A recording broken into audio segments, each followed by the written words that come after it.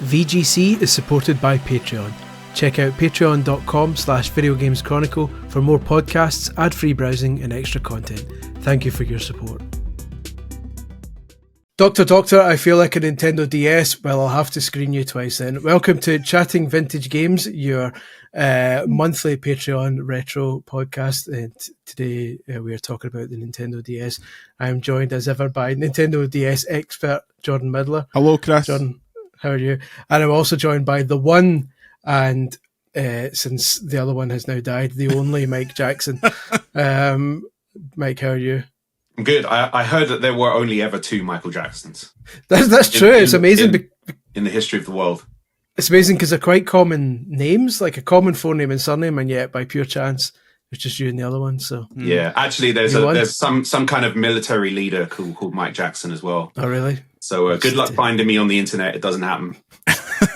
He's a military leader. I'm sure we can take him out.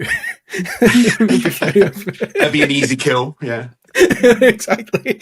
We are here to discuss the Nintendo DS, one of the finest video game systems ever created. I think we all agree. Jordan's on here. This will be quite entertaining because Jordan is adamant that he doesn't know that much about it, but I don't believe him. I'm sure the memories will come flooding back. I know a lot about a very specific franchise on the Nintendo DS. No prizes for guessing what that's going to be, but rub rabbits. Yep, exactly. I'll rub your rabbits all over the place. But the thing is, when the Nintendo DS launched in Europe, I was 9 years old, so I was still firmly in the pocket of the Game Boy Advance SP, the finest handheld that ever was.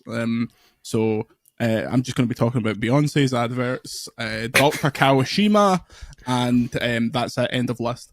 Which Game Boy Advance SP did you have? Did you have the questionable tribal one? No, the red one. Red is my favourite colour, so I got the red one with Pokemon Ruby. It was all very coordinated. Many Game Boy Advances did you have, Mike? He's currently looking at them off screen. Springing them with Game Boy Advance questions during a DS. I think 10. Jesus. There we go. There it is. I knew it would be an obscene number. This is you are the only one I had. Because it was. I just started. I was on Nintendo Magazine, lucky enough to be on the mag, sort of for the tail end of GBA, and so the SPs were kind of kicking around like dirt for some reason. I don't know why. They just always seemed to be about 3 or 4 in my desk drawer. And at the time, I was also really good friends with someone who worked at Nintendo's London-based distribution center. So he would call me up now and then and say, "Hey, I've got something for you." And it was like the NES edition one, and I got the Famicom micro, and yeah. You literally got the exact two. I got a purple Game Boy Advance when it launched, and then I got the NES SP and the Famicom micro. I got the Zelda one too. I don't know if you remember that, the gold one with the Triforce on it, which is probably one of the nicest things I have. And then I have a black GBA micro that I actually used. It was awesome. Put it in my pocket. I think I played Minish Cap on that thing, which is insane because it's like a thumbnail video game console, right? But it is like the only handheld that you could properly put in your pocket. No, they always used to say, the Game Boy fits in your pocket. It's like, if you're fucking MC Hammer. The only problem, I absolutely adored the I have a history, by the way, of really loving or falling in love with oddball consoles that the vast majority of people think are stupid. So, like, I really liked the PSP Go because it was probably, apart from the micro, the only pocketable modern. Like, that's a modern gaming system that you can put in your pocket for sure. Yeah. But the micro was great. The only issue with it now is it's just worth too much. It pains me to put it in my pocket and walk around with it when I know it's worth like $450 or something crazy over here. So yeah. Did you ever dabble with the micro, Jordan, or did you? I had a micro and potentially still have a micro, but it was like when I very briefly did my work experience at Game Centre and the Paisley Centre, God rest it. They had tons of that shit, and it got to the point where it was just like, you can just take stuff because we don't have the room for it. So I got a fairly battered micro that is still somewhere. I ended up with like a handful of PSPs the same way. Just tech waste, garbage. But you must have had large hands by that point. Yeah, I'm a man that basically grew into my adult body when I was about 12, so it was not really a helpful situation. Like I have found virtually every handheld up until the Steam Deck to be too small. So yeah, the micro was a novelty, but you mentioned the PSP Go there. The pain I put myself through to play Peace Walker on the PSP Go, just crunching my hands around the thing because the game was so good, and I'd do it again. Yeah, it was worth it. It was worth it. Quick tip: if your micro is looking really bad, it's actually an interchange. It's a Nokia console. You can interchange the covers, so just get some new ones. They clip right off. Well, thanks for listening to this BBC Micro. That's Game Boy Micro. The BBC Micro not the version. BBC Micro. What a computer. The CVG on BBC Micro will be in about 40 years' time. We've gone 6 minutes and 45 seconds and not talking about the Nintendo DS, so we should probably mention the thing. Obviously, the most innovative thing about the DS was its touchscreen, which a lot of people forget was pre-smartphones. So like, obviously, then when the iPhone then came out and they were going, "Oh, you can touch it with your fingers," and like, mate.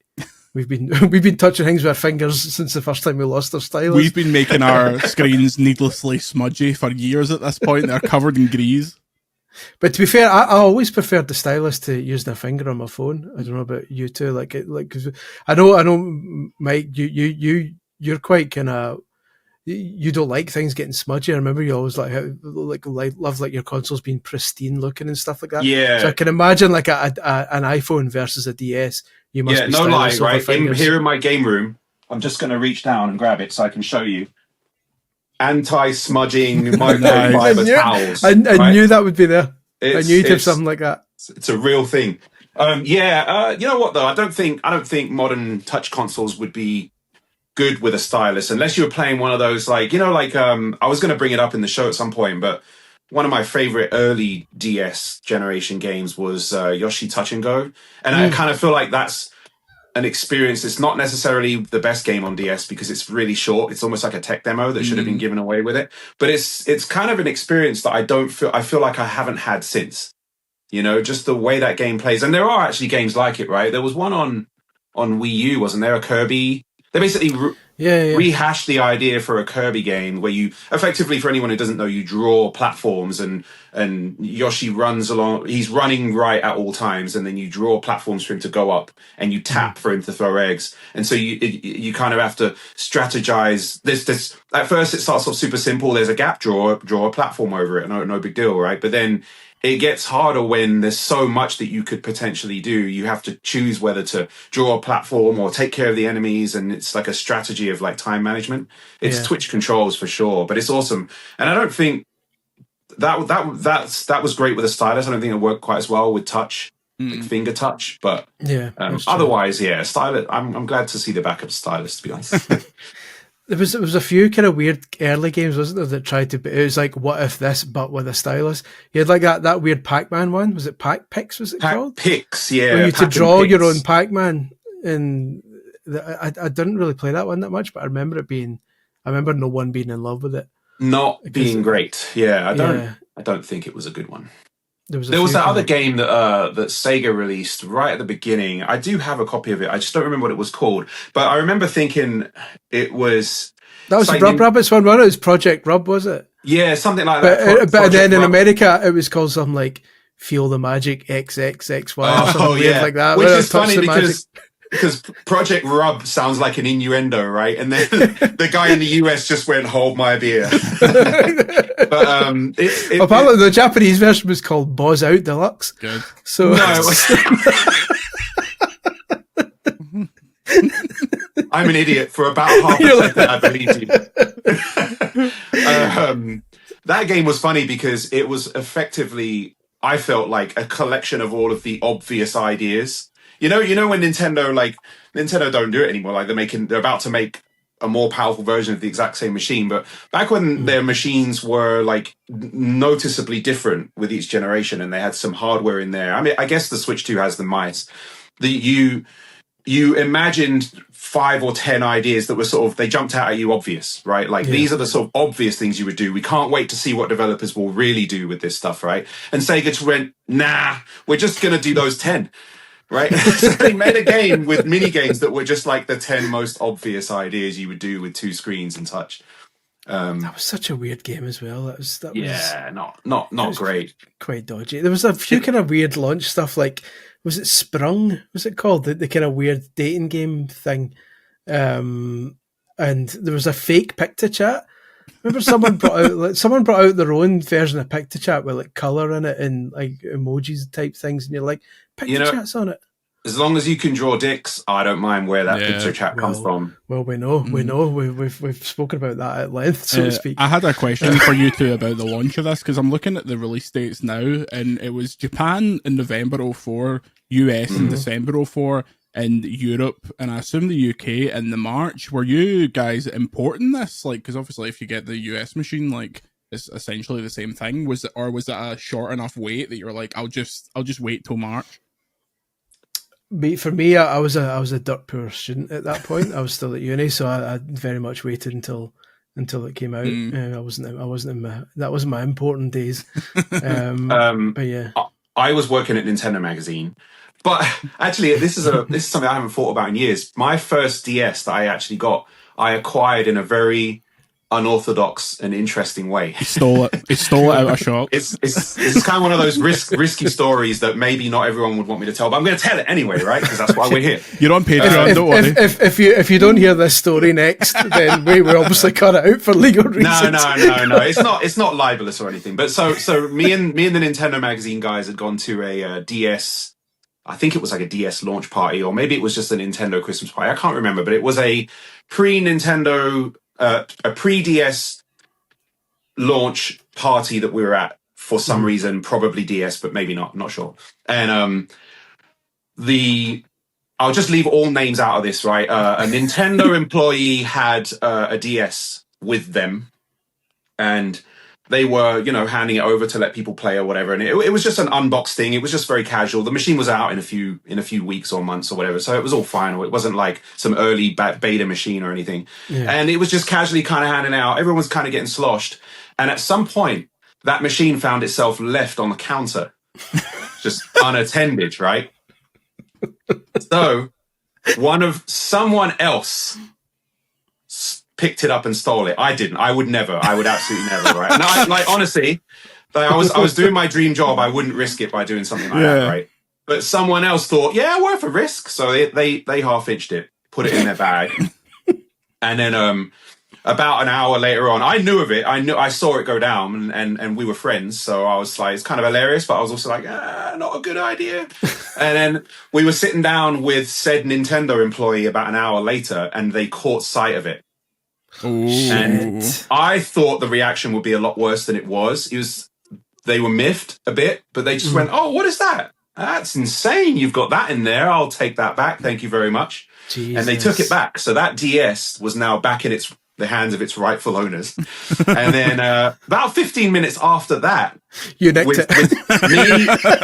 Me, the would-be, I nicked it back, me, the would-be thief, and the Nintendo guy were talking, and he made a joke about my name, Michael Jackson or whatever, and I just sort of said a quip like, the only reason why I'm even memorable to anybody is because I have this funky name. It's nothing to do with my personality.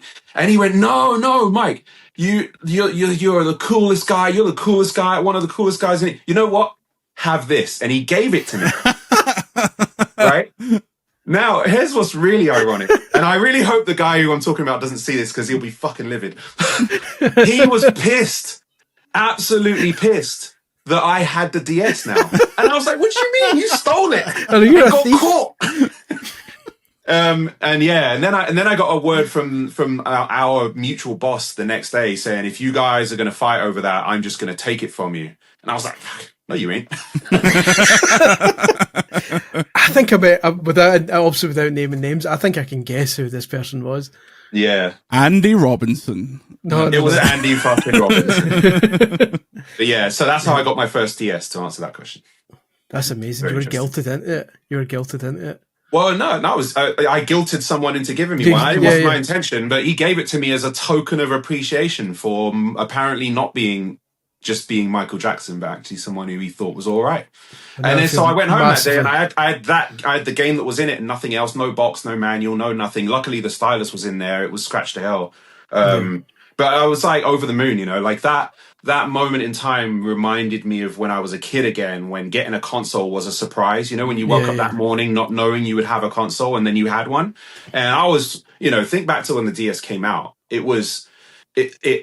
We had seen the jump from 2D to 3D like 10 years prior, and it sort of felt like that was the biggest and most innovative thing that would ever happen in video games ever again. And maybe to some degree that's still true. But when the DS was announced, it was a realization that just jumping to 3D wasn't all that video games could progress on, where they can do these other things that we hadn't even dreamed of, right? Having two screens, having a stylus, having all those things, right? Just made it so that once again, I was sitting there thinking, I can't imagine what the library for this system was going to be like.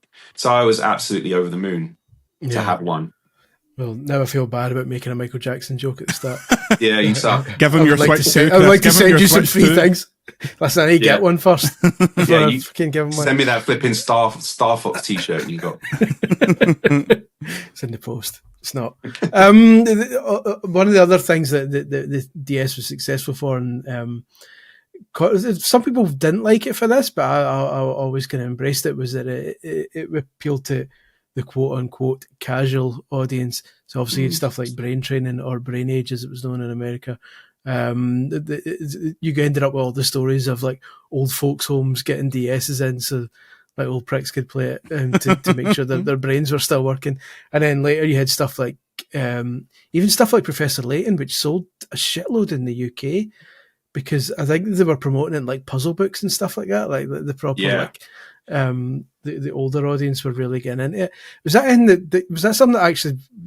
What was your stance on that? Because some people were really pissed off about it, whereas I kind of embraced it. I love the fact that people were playing games that wouldn't usually before. Did you care either way?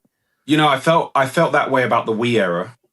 That Nintendo had shifted away from me and wasn't making games for me anymore. Obviously, there's a few notable ones, but I felt like that was the exception. In the DS era, I didn't feel that way because I felt both parties were being catered to, and actually I feel like maybe it was more of a hardcore game system than a casual system. But my nan had a DS, and she played that DS more than I played any DS game, and she played one game, and it was called, in her vernacular, Sudoku. she played Sudoku to a high level. Like, I couldn't even understand what was going on screen. She was playing it so quickly. She played it for almost 2 decades straight and still couldn't pronounce Sudoku. But that's fascinating, because my nan had never shown any interest in video games. She wasn't even one of those like casual onlookers when I got the Super Nintendo and it was blowing everyone's minds, right? Like, my granddad would look over the shoulder at Star Fox and things, but she never cared one bit. But she had a DS for 20 years and played it so much there was like she was wearing the screen away. So that was always a kind of sign that like one of the reasons why it sold so many. Why they sold so many of those, and until like Switch, you thought that's never going to be overtaken, because it managed to kind of cover every demographic it possibly could. It doesn't feel like the Switch has done that yet. It's still kind of coming close. The Switch hasn't overtaken it yet, has it? The original DS, I don't think so. Yeah, it's just hit 150. I thought it was now the only console it's behind is the PS2. No? Potentially. I'll need to double check, but either way, I didn't expect it to do as well as the DS, because I thought the DS had covered a wider range, but apparently, what do I know? Nothing. A month ago, the Switch had hit nearly 150, and the DS is on 150 and a little bit of change. So the Switch will beat it. It will become the best-selling Nintendo platform. Yeah, and I think it will beat the PS2. The Switch 2 is $450, right? So there's no way that's going to be the new de facto quick pick up and buy Nintendo, I don't think, for the next 2 years, at least. So that's until somebody at Sony goes, actually, no, we've sold an extra 5 million. Down the back of the couch, the old Jim Ryan special. Now I remember it was 170 million PS2s. Oh, sorry, we weren't counting the PS2 Slim. Yeah, we sold like 20 million of those. It's still huge in Brazil, so we're still selling about 1 million a day. Yeah. Cheeky bastards. They'll ring up the suppliers and say, "Quick, make another 20 million. I'll buy them all." Jim Ryan just can't move because his house is just full. That was he just his builds retirement his next present. mansions out of them. His retirement present was 2 million PS2s. Where do I get all of these PlayStation 2s from? I should probably go to the user comments here. Some of our lovely patrons have given some Yes. comments. Jonathan McGarrigle says, "What is your favourite DS game and why is it Elite Beat Agents?" I've got a lot of love for Elite Beat Agents. Especially that Christmas level, which is the saddest thing you've ever seen in a video game, where a wee girl's dad is dead, and she wants him to come home for Christmas, and her mum's like, fucking good luck, hen. And so instead, she like prays to the Elite Beat Agents to help, and through the power of rhythm, the Elite Beat Agents bring her dad back as a ghost to deliver a teddy bear for her Christmas. To deliver sick beats. It gets to the heartstrings, so it does. Especially now as a parent, I know that if I ever was to perish, I can at least call on the Elite Beat Agents to give my daughter a teddy bear, or at the very least something to stop her making a lot of background noise during this podcast, which I apologise for if you can hear. He's on the right track with Elite Beat Agents because it is a great game, but I despised it because. Do you prefer it as Owen Dan? This one's even better. And, so this is Owen Dan, and it is basically the original Elite Beat Agents before it was destroyed in localization.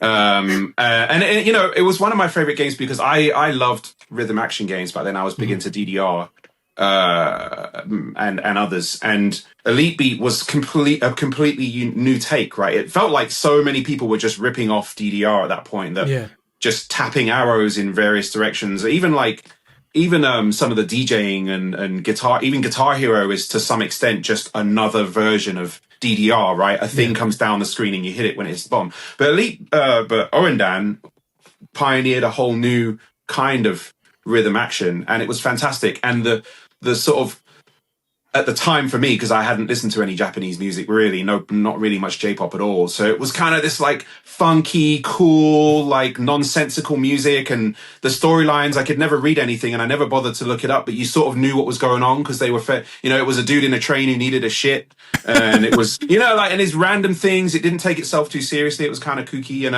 I love that. And I feel like when it made the jump to the localized, it lost its sort of that random element of like, what are these funky songs by people I've never heard? Now it's like fucking Britney Spears. I don't give a shit, right? and the storylines, like it was a more coherent sort of story about family and child. Like, no, I don't want to do all that. I just want to, help the dude get back to the toilet so he can take a shit.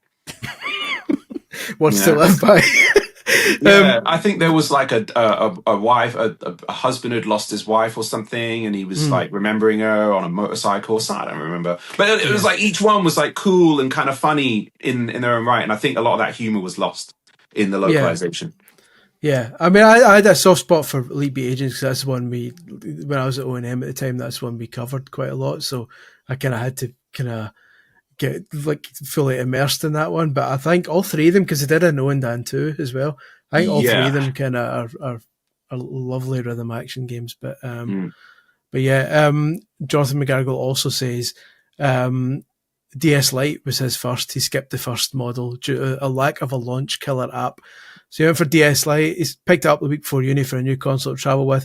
He says, well, there wasn't a massive must-play first-party killer app, in my opinion. I credit it getting me into a new type of games and visual novels thanks to Phoenix Wright and the Sing games. And enjoyed a more relaxing way to play games on the DS Zeldas. Phoenix Wright was like a weird... it's weird how that took off, because up until that point... Was there a visual novel before Phoenix Wright that did well in the West? I don't. Or was that I can't kind of so. Not the Phoenix on Wright PC sold maybe, but 40 million. Yeah, but it was weird because that was like it was a fairly new thing, and obviously it was on the GBA first, but we didn't get that one. It wasn't until it came to DS that it did really well, and we just kept fucking churning them out. So the magazine, we had to write about them every few months, it felt like, and it was like, mate, it's the same fucking thing every time. But I still really enjoyed them. But yeah, they're all good, right? The DS, I don't know why, it sort of like sparked confidence in genres that you didn't think there would be any in, right? Like the novels thing. There's a couple of I don't know if they would be considered hidden gems because I think they're well known for people who love DS. But if you don't know DS well and you're thinking it's just another Nintendo console with Mario and Zelda games, Hotel Dusk and Another Code are two other games. So like plot, like story driven kind of touch puzzle games with like a heavy emphasis on story, right? Like that's the main point of them, is to experience the narrative. So those are games that everyone should try out. They're unique to the DS. I think Another Code was recently remade, wasn't it? It was excellent. I mean, it was really different from the DS one. It wasn't like a straight not a straight remake. So all the puzzles were totally different. But yeah, it was a 2-in-1, that and the Wii one, which only came out, I don't think, well, at least North America didn't get it, so that was kind of a cool wee But yeah, it's excellent. It's a really good kind of wee double bill. There's also, I'm going to bring you in now, Jordan, because I feel bad to you. We're going to talk Pokemon for a bit. Woo! Now we're talking proper franchise. Let's do it. Get your pocket men out. So what was the? I remember being like properly. The only Pokemon I ever really got massively into was Heart Gold and Soul Silver. I was going to say the only Pokemon game that matters is Heart Gold, Soul Silver. Pokemon Soul Silver is quite literally on my Mount Rushmore. It was one of my favourite games of all time. It is the best Pokemon game. Like it's just your Mount Rushmore's just a big giant Pokewalker. It is. The Pokewalker that was later found by studies to be one of the most accurate pedometers ever made, which is amazing considering they probably made them for about 50 pence just to pack in with the machine.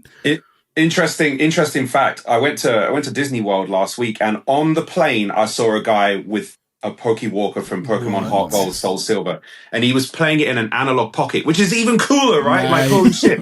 I saw an analog pocket and a Heart Gold, Soul Silver. Is that what it's called? It's a Pokewalker? Yeah, I think that's so. The Pokewalker. He had it attached to his bag strap, and I said to Moines, I'm going to go and say hello to that man. I went over and I said, you're doing all the things right now. It's so cool. The DS era was kind of an interesting time for Pokemon, because obviously coming off of Game Boy was when everything exploded, and then Ruby and Sapphire was like the downturn post Pokemania, so this was like the next kind of evolution of that, pardon the pun. And the first main game that came to the DS, Diamond and Pearl, a lot of people think are the worst ones that they've ever made, because it was a kind of a stumbling transition between Ruby and Sapphire to Diamond and Pearl. Obviously, the third game in that series, Platinum, was much, much better. Heart Gold, Soul Silver, brilliant. Black and White, brilliant. Black and White 2, also brilliant. But this is also the era of Pokemon Ranger, that game where you had to like use the stylus to circle around Pokemon. And Pokemon Troze, Pokemon Dash, like they had tons of just totally random stuff. But it was also weird because this was the first kind of the first of many Dexit controversies, when that pun wouldn't have even made sense, because in the transition from GBA to DS, it was harder to get your GBA Pokemon into Diamond and Pearl, and it set a precedent that they should have cut it off there. They should have been like, we're starting again. We're not going to keep the last 386. We're moving forward from now. But they made a rod for their own back, being like, well, eventually you can bring all 386 from the Game Boy into the DS, and by the end of that generation, there will be 700 Pokemon. Like it was a real kind of mess. But it was the reason I got a DS eventually. I'd seen I think a pal had the DS Lite, the kind of, it was a very light pink one as far as I can remember, and then they released a DS Lite that I'm looking at it now. It's a Pokemon Black Nintendo DSi. Actually, it was the DSi that was the first DS that I had myself, and after that I kind of went back through the back catalogue. But we never really spoke about it. We'll go back to Pokemon, but the original Nintendo DS is one of the ugliest fucking things I've ever seen in my entire life. The DS Lite is gorgeous, but that original DS, my god, it reminds me of the first 3DS. Absolutely barking. What was the response like when it was first shown? When it was like, what is this clumsy thing? Is the original DS the ugliest console Nintendo's ever made? Oh, I've got to I would say by some stretch. Possibly, yeah. I think it might be. To be fair, it could have been even worse, because remember that prototype one they showed looked even worse. So like it looked worse than the launch model, that's the one I had my infamous kick out day on. That's right. That's right. That prototype. but now, but like, yeah, it was an ugly thing. I wasn't a big fan of that. Which is but the light came really quickly, didn't it? And then they nailed like it. They absolutely nailed it. Like the light is absolutely perfect. So it's so funny that they go through these weird kind of revisions with stuff like that. But yeah, the light was basically they looked at the iPod and said, "Do that." Yeah, because it had that kind of pearlescent white kind of. They looked at the iPod and thought, "What if we did that, but with really bad hinges that snap after about 10 minutes?" See, the problem was I used to love putting it to like the absolute limit, and then you could like get a little bit more pushback on it, and it was just satisfying to make it go like and it's like, well, that's absolutely snapping it at this point. But one of the things Pokemon did with the DS, because obviously it had the GBA slot in it as well, depending on what Game Boy Pokemon game you put in that slot, different Pokemon would appear in the DS version. And at the time that's like, oh, that's cool. But obviously that's not actually taking any data from those games. It's just like doing a checkbox in the DS game. And it's like, well, the Pokemon are already programmed in there. So why weren't they just in it originally? It's just, it was a mixed era. But Heart Gold and Soul Silver, unquestionably my favorite DS games and some of my favorite games. That the complete in-box version of either of those games is worth a mint now. It's one of the most expensive DS games. The Pokewalker is responsible for my lowest moment in my career. Why? Because so on rare occasions during my official Nintendo magazine days, I'd be recognised by younger children who read the magazine. And usually when I was out, it was usually at like game conventions and stuff like that. And when I was out, usually if I was with Louise would always walk away when someone would approach me because she just was mortified by the whole experience. Laura has done the exact same thing at events where I've been recognised for VGC. She's just like, I'm going to go. I'll see you later on. That's exactly what Louise would do. So I was at Oxford Street, the game that used to be in Oxford Street, God rest it. And I was looking, just browsing with Louise. And at the corner of my eye, I saw two kids holding like a copy of O&M, like just by pure chance. And I was like, and this was like a month before Heart Gold and Soul Silver came out. And I was reviewing it at the time. I just started reviewing it. And I said to Louise, I kind of gestured over and says, look at the magazine. And she just left instantly. She's like, I'm not interested. Like, I'm going. So I could hear the kids, like, they'd recognise me. And that's the guy from the magazine. Is it him? I don't know. Maybe it is. I don't know. A young Andy Robinson. I'm like, these laddies are going to leave soon if I don't provide further credentials. But you can't walk up to them and go, all right, kids, I heard you talking about me. How you know? I couldn't be any dodger. So I had the Pokewalker in my pocket. So I took it out and looked at it as if I was checking my steps. And he went, he's got the Pokewalker. It must be him. So they walked over and spoke to me about blah, blah, blah. And like, I spoke to him for a while and signed their magazine and all that kind of stuff. And they left. And Louise came over and says, what happened there? I said, didn't know it was me until I got my Pokewalker out. And she's like, are you the fucking Pied Piper? And I was like, yeah, good point. That's actually really dodgy. So I've been a vow there and then never to get my Pokewalker out in front of kids. You should have just went, yes, kids, it is me, Chris Scullion. And then right then said, here's the twist, it wasn't me. I'm just a stranger. But, so, fun times. All the fucking amazing Pokemon DS games are just trapped. Like they did eShop re-releases of Red and Blue through to Crystal, but everything from the DS era utterly trapped. And I know it's awkward to kind of emulate double screen stuff, but man, there's just that's when they also started doing really kind of fun ideas with Pokemon. There's a Pokemon in the 4th generation called Chatot, who is a parrot Pokemon, and the big gimmick for Chatot was if you had a DS with a mic, you could record your own version of Chatot's cry, and it would play out when you let the Pokemon out. So obviously, as everyone was wont to do, everyone was just recording it going fuck. So when you threw the Pokemon out, it would go fuck. To the point where Chatot has got hard banned from all Wi-Fi battles because people were just sending out their Chatots going fuck, fuck, fuck, fuck, fuck. And And that level of freedom has never been afforded to Pokemon players. Nintendo should never have allowed that level of freedom. I'm stunned they've put a mic on Switch too. Oh yeah, I know. So if you've not learned your lessons, lads. a mic and a camera. You basically won't be able to join public rooms, right? Like at any point. It would be like when the PS4 launched and no one realized that the controller had a mic in it, or like the camera had a mic, and you were just hearing people going, "Yeah, I've put the dinner on, fucking get out of this house," while you're trying to play FIFA. That happened when I was reviewing It Takes Two with Andy, and like I didn't know the PS, I didn't know the DualSense had a mic in it.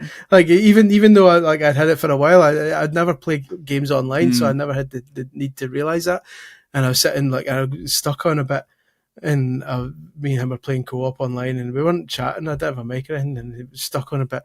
And I was going, fuck's sake, this is shite, fucking hell. And then suddenly through the controller, I heard him going, oh, you need to do this. And I was like, shit, he's stuck in the entire He's time. in the room. He can hear me the entire time saying, this fucking prick. Yeah, good times.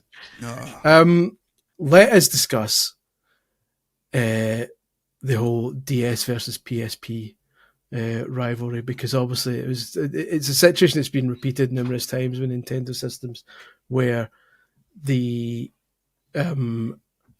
Nintendo brings out something that is clearly less powerful than its competitors, and it initially looks like the competitor's going to do better because it's clearly the most kind of advanced system, and then for whatever reason, usually the quality of its games, it ends up losing. Before they both launched, did either of you see DS winning that kind of sales race? I think that was probably the biggest gap in terms of what machine looked like the one that you wanted. Yeah. Right? Like the PSP looked like just perfection. It looked like a piece of futuristic, like nanotech, right? And the DS looked like a Tomy toy that had been like kicked down the street. And it was honestly like, even a Nintendo magazine, you know, ironically, we were sitting there having conversations that like, Nintendo's done for, man. Like this is not going to work. And I was lucky enough to have a trip to Japan coincide quite closely with the PSP's launch over there. So when I went, I actually picked one up and I got a copy of Ridge Racer and I flew home with it. And it was like a 12-hour flight or whatever. And I remember thinking like, dude, it's a PlayStation 2 in my I'm never going to play the DS ever again. That is it. It's done. Chuck it out. And, obviously that didn't pan out.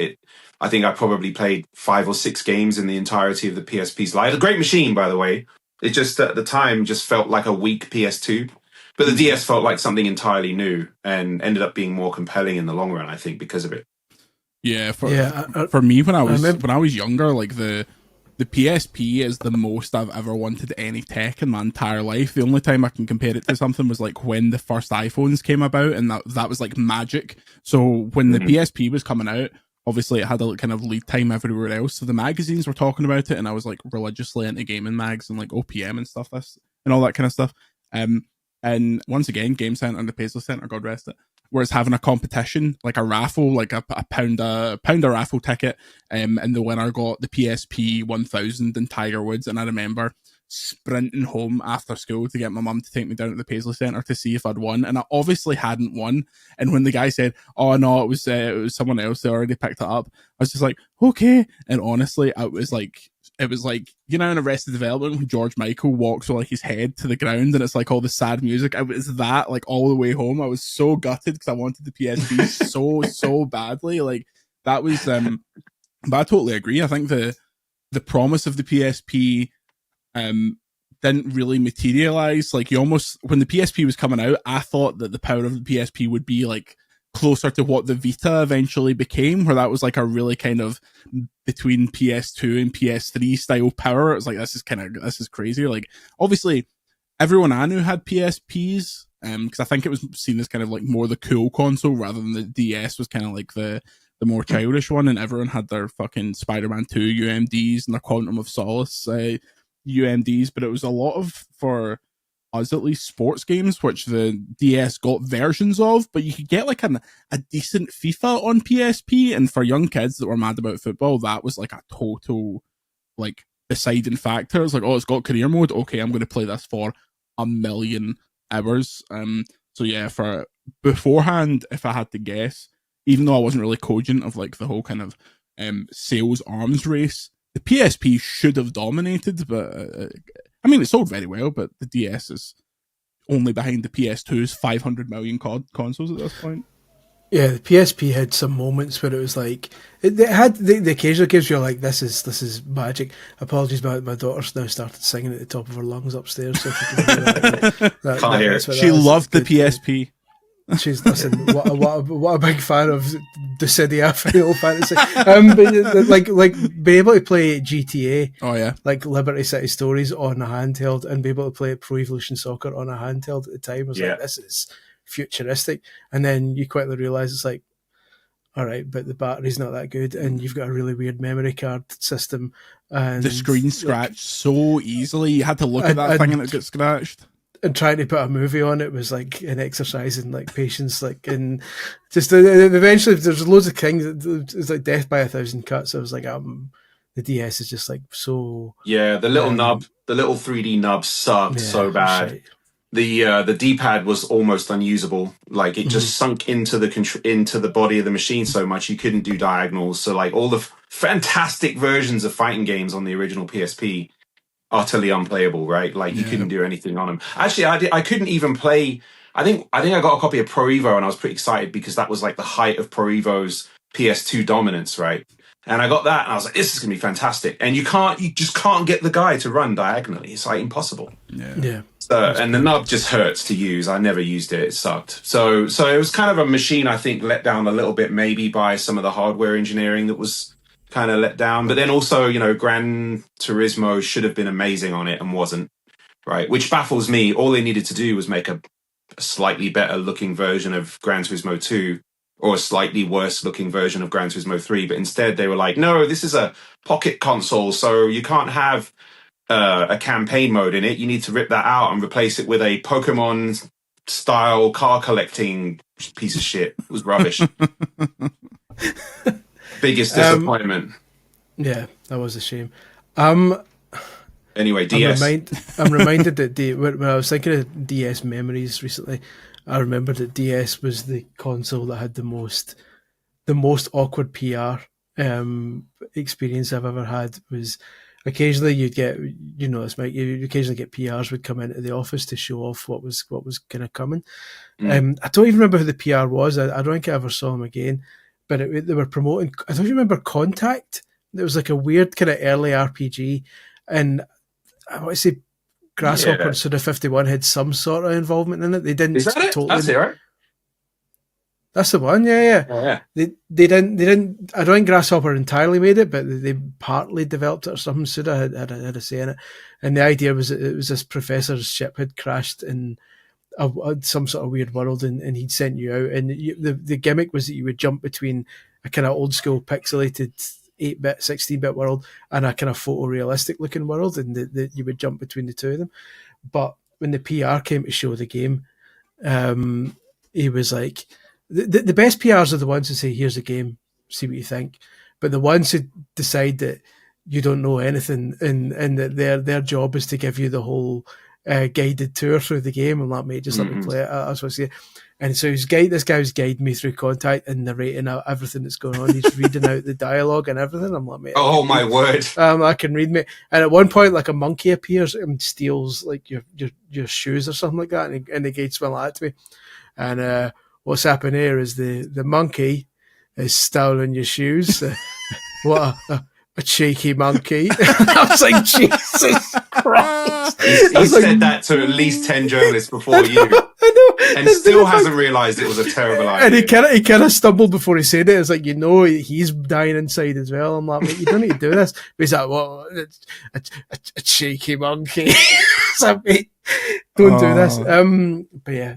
There was another PR who was the complete opposite. I don't think she's a PR anymore, but she turned up with like 4 or 5 cartridges and just basically said, here you go.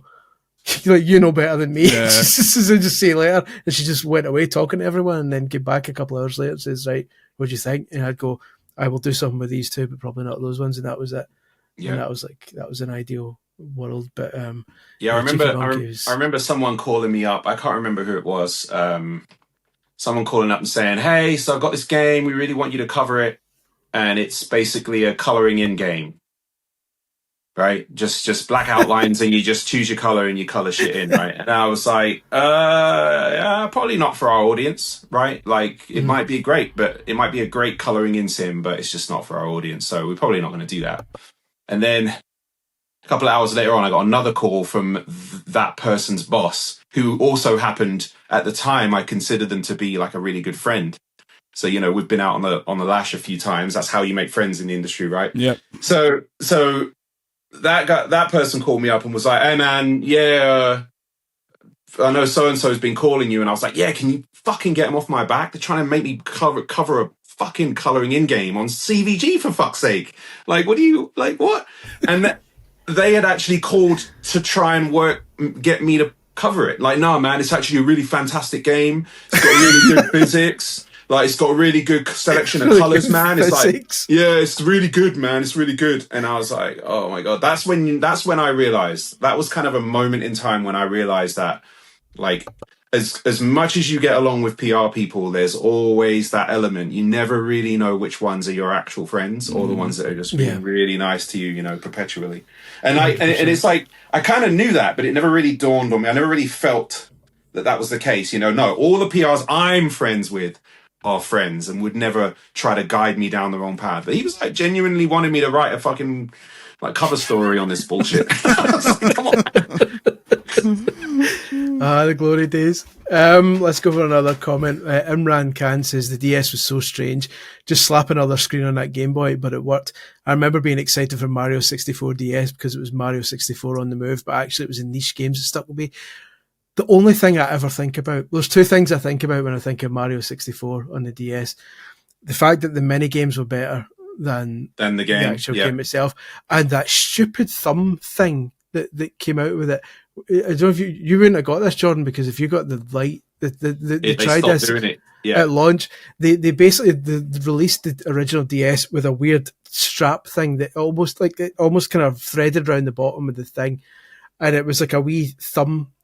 Like a thumb pad, like a wee thumb pad, almost like a thimble type thing, like a bowl, on your thumb, and you use your thumb on the touchscreen like a stylus. I mean, probably because like actual touchscreen using your finger like an didn't analog, work that well. Yeah, like a kind of awful. like the trackpad, the wee nubs you'd get in the middle of laptops back in the day. That kind of rough little thing like that. Yeah, I mean, basically, imagine like the analog stick controls you get on iPhone games these days, right? Yeah, but like, exactly that. But like a bowl, because your thumb wouldn't register on the non-capacitive touchscreen, so they included this like thumb nub. That you know, at the moment in time, I played the entirety of the game with that stupid nub. Well, partly because like I had fought I'd got into fights in the playground about how N64 was better than PlayStation for a multitude of reasons. One of them being that it had analog controls that enabled you to play games like Mario 64 that would not have been possible with a D-pad.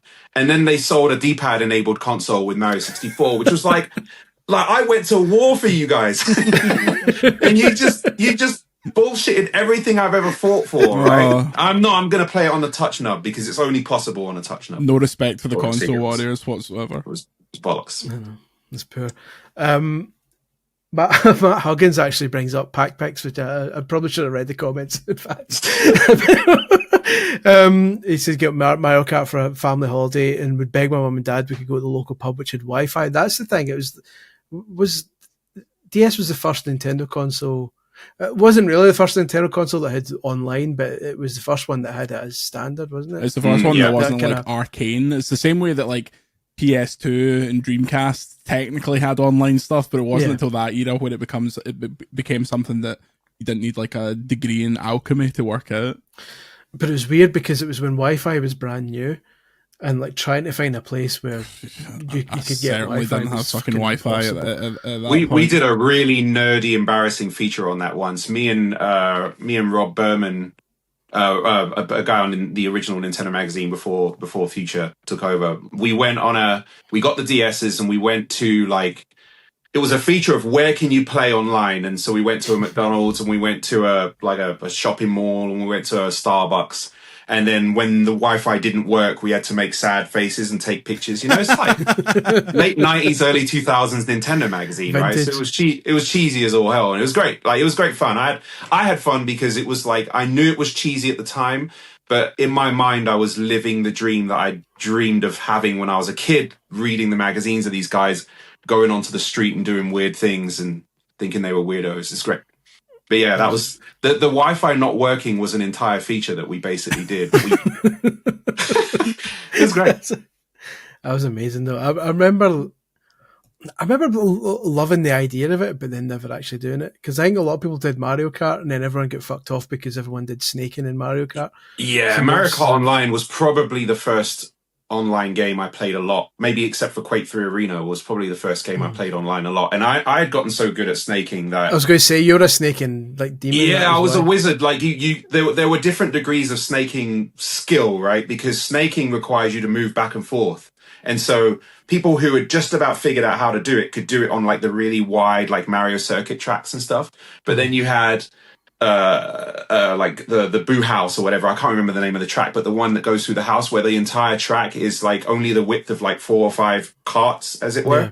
And if you could snake there, that was mastery level, right? So I'd go online, and obviously like the vast majority of people didn't snake, right? So I would just play Mario Kart normally until I see someone snaking. And as soon as I see that, it's fucking, like it's time.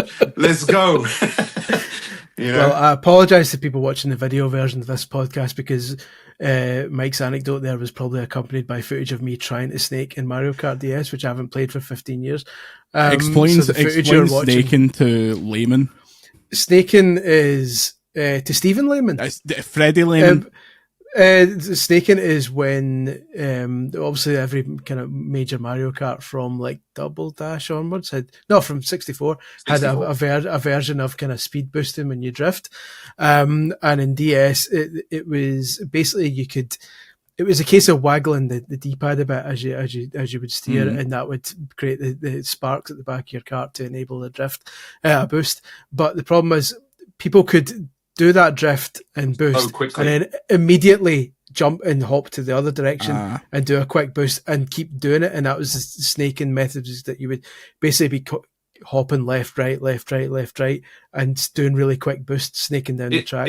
It was an oversight of angles, right? Because so Mario Kart 64 was the first one for anyone who plays modern Mario Kart games and have never played the old ones, because the modern ones have drift boosting too, but you just drift into a turn and the boost builds up over time. But in 64 and like the first few iterations of that system, the boost didn't build up over time. It built up when you turn opposite to the corner and then back in again, and then opposite and back in. And on 64 that had that, the first game that had that, you couldn't really snake. It was never a thought because you couldn't really do it because the amount of angle you would turn before getting to the top was too high, right? But in DS, I guess, I don't know if it was, I'm sure it was an oversight. I'm pretty sure they didn't plan for it. But you could do the back and forth so quickly and get a boost that barely changed your trajectory. And so you could just if you were really quick, you're barely turning. And it just looks like you're doing this. And because of that pattern, it looked like snaking, and that's where it got its name from. Yeah, basically, if you could snake, it broke the game. Scumbags. You were so much faster than anything else. Like you could lap like someone else doing the perfect lap without snaking would be lapped by someone who was doing it. It was that effective. But it's sort of like in the one hand, it gave another element, another sort of skill thing to get as a hardcore player. And I played Mario Kart DS, I think maybe more than any other Mario Kart game. I adored it, but it did also sort of like, it was like, but now I have to do this in order to play it at a high level. So it was sort of detrimental to the experience overall, I think. Yeah. One thing Jonathan McGarrigle said earlier was that he wishes that Nintendo would put out a Mario Kart with a single-player mode on par with Mario Kart DS, because it had missions and stuff, didn't it? I wouldn't say it was exactly Diddy Kong Racing, but it had like a... the mission mode, kind of like a campaign almost, not a full-fledged storyline, but it had boss battles and missions and things. Like it was... Is it the only it's the only Mario Kart game to really have a proper. I think other Mario Kart games have experimented with things like that, but that one had like really good missions, boss battles, like giant bob-ombs you had to fight and things. It was awesome. I'm hoping that Mario Kart World has something like that, because they kind of teased it in that direct, that the open world stuff, that there's at least stuff to find in the open world. But I'm just hoping that there's variety there, because it looks quite generic, like collect 10 coins or whatever, and this time you wonder. But you know what concerns me about that? Don't get me wrong. I'm more excited for Mario Kart than I've been for any game maybe in 10 years. It's like I cannot wait. But I remember how much they were teasing the Mario Kart. They're like, oh yeah, no, there's going to be more to the game. There's going to be more to it. You haven't seen it yet. Wait for the dedicated Mario Kart Direct. And then they just showed nothing. It was just a complete rehash of everything we had already seen. It was like, you know what we showed you in 4 minutes? Yeah, we're going to do that again in 15. Right? Yeah. And like nothing new was shown. Nothing like mechanically new was shown. Yeah. So I'm hopeful though. Hopeful. Even if it doesn't, I'm all about it. I'm booking time off work. Yeah, I wish I could. Gonna happen. Andy's listening. Let's find another comment. Shay Dougal actually brings up Sprung, which I mentioned earlier. He says, I got a DS at launch when I was 11 tender years of age with copies of Super Mario 64 DS and Sprung, the insanely horny visual novel from Ubisoft. Not sure what my parents were thinking. So at first I thought it was terrible, and then I grew up really fast. Imagine that being like your awakening as a right, son, pre-teenager, like watching playing a Ubisoft like Scud game. There comes a time in every man's life where the need gets sprung. Today's your day. Sprung. I have no memory of this game at all. I'm gonna go and play it now. I don't know if it was a launch title or close to launch title. It was just kind of like it might be called Sprung, the dating game or something like that. But it was just basically chatting women up. I think that was basically it. I can't say I played it a lot. I just remember it for being a bit weird. Can I interject with one franchise that I think is key to this console's success, at least with a certain demographic that we haven't talked about, and something that's not revisited? Bloody Nintendogs. That to me is an iconic DS franchise, and one that everyone I knew who eventually got a DS had a Pokemon game. They had Nintendogs and Mario Kart. Is it just called Mario Kart or Mario Kart 7? Whatever the Mario Kart DS. Yeah, those were the games, and obviously the Nintendogs thing, they had like the multiple different breeds and stuff like that. But it's it's so funny and so Nintendo to have something that was so successful. And so it was so good as well. It was like genuinely actually a good game, not just like a cash in. Well, I thought it was good. My wife didn't think it was good, and she told the developer that it wasn't good when we went to E3. But they did it because they did sort of do a sequel on 3DS. They did Nintendogs and Cats, which was my daughter's first game. Which is actually the game she was playing. It was the 3DS one, But so my daughter, that was the first game my daughter properly played, and she was well into it. It does kind of blow me away. Yeah. What? No, I was going to say it blows me away that that's not the perfect game to have iterated on all the way up to the modern times, right? Because think of the level of like AI that they could have refined over those years and made them more and more complex, right? So that the dogs would actually feel more autonomous, less predictable. And I think it would be fantastic. I don't know, part of me is kind of fascinated with the idea of having a really advanced but still sort of playful Nintendogs on Switch 2. Certainly now, on Switch 2. And you imagine like using the Joy-Cons to like play tug of war with your dog or something, and you feel the rumble as you're playing it'd be awesome. The thing out his mouth and all that, and take your dogs online and like try and keep away from kids.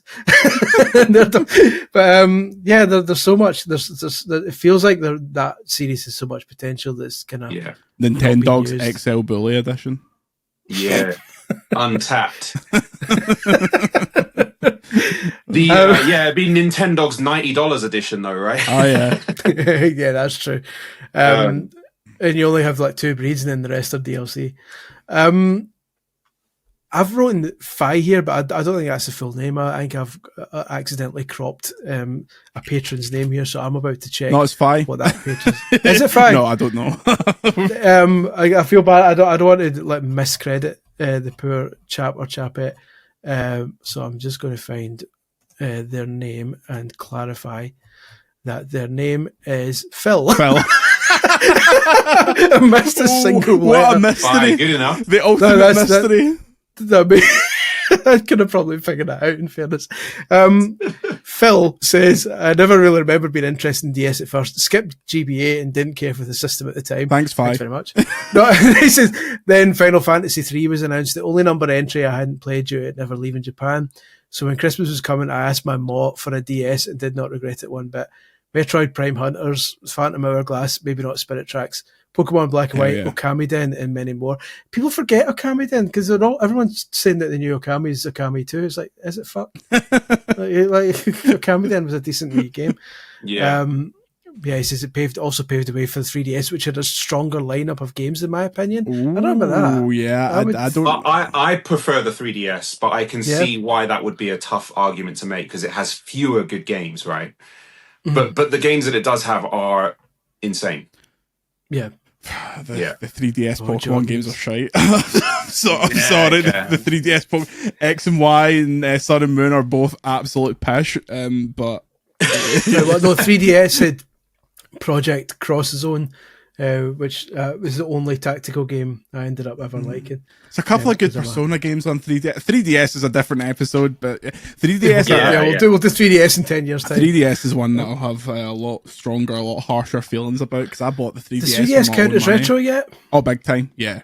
3DS is retro. Yeah, of course. Yeah, I would say so. Yeah. So Fi said he got it for Final Fantasy, but come on, man, Chrono Trigger is on that machine too, and it might be the best. So the Chrono Trigger is one of those weird games where it's hard to pick which version to play. You play the original Super Nintendo version is probably your best bet, but the PlayStation version is sort of technically better, but has horrendous load times that ruin the entire experience. But it has that extra dungeon in it, I think, right? Or is it just it has cutscenes and it has like FMV and better music? And I don't know. I don't want to get into the weeds, but like all the different versions have their advantages and disadvantages, but the DS is one that sort of compiles some of the stuff that the PlayStation had without the load times. So it's a good option other than the fact that you have to play it on a small screen, and you should really play Chrono Trigger on a big screen because it's awesome.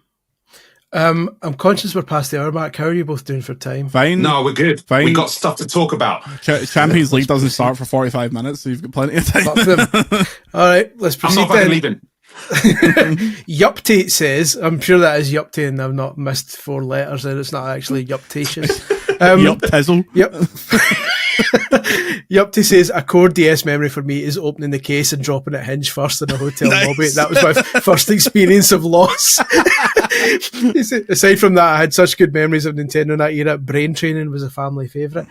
Brain Training was a weird one because it impressed me and frustrated me in equal measure because it had that one where you wrote in the answers and it could kind of figure out what you were writing quite accurately. Its character recognition was quite good, but at the same time it also had the one where you had to speak the answers and it didn't do well with Scottish accents. Red, yellow, blue, and it's like, well, you know what, Chris? I've heard you do really good impressions of a Southern accent, and every time I hear you do that, I realise, oh yeah, you can speak properly. You just choose not to. Listen, at 2-1, Scott's here, and this man's bringing a gun to a knife fight. You can speak proper English. You just choose not to. It's fascinating. The absolute racism on display is breathtaking. That bit up. No, that's good. It's not even the most racist thing on VGC this week, so I wouldn't worry about it. Well, that's true. Thank you for the Discord for pointing out the issues that we've removed. One other thing that I was looking at earlier was the celebrity adverts that Nintendo DS had. Finally, time to talk about Girls Aloud. that was a weird time when Nintendo just thought, let's throw every fucking famous face we can at the DS and the Wii at the time to show that it was the mainstream thing to do, right? Yeah, 100%. Yeah. So there's a montage, and I'll probably put some of these up on the video version just now, where as you scroll through it, you see that Girls Aloud, God rest one of them, was promoting Mario Kart for a while. Two of them were promoting Professor Layton, by the looks of it. Oh no, Animal Crossing. Cheryl Cole was promoting Professor Layton. 2 of the other ones were promoting the ginger one and some other one. The ginger one's called Nicola. Have a bit of respect. Who's the blonde one? Is that the one that passed away? Sarah Harding, God rest her. God rest her. They're promoting Animal Crossing.